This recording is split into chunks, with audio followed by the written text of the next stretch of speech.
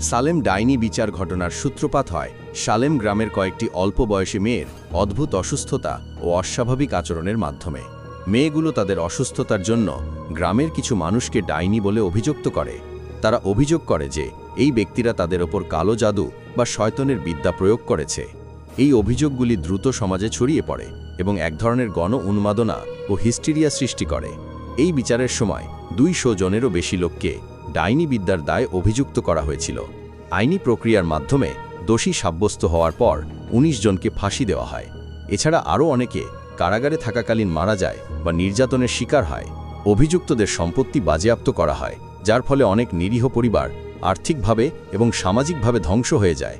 এই ঘটনাটি আমেরিকান ইতিহাসের এক অন্ধকার অধ্যায় হিসেবে বিবেচিত, যা কুসংস্কার, ধর্মীয় উগ্রতা এবং বিচার ব্যবস্থার ত্রুটির ভয়াবহ ফলস্বরূপ বহু নিরীহ মানুষের জীবন ও পরিবার ধ্বংস হওয়ার ইতিহাস তুলে ধরে।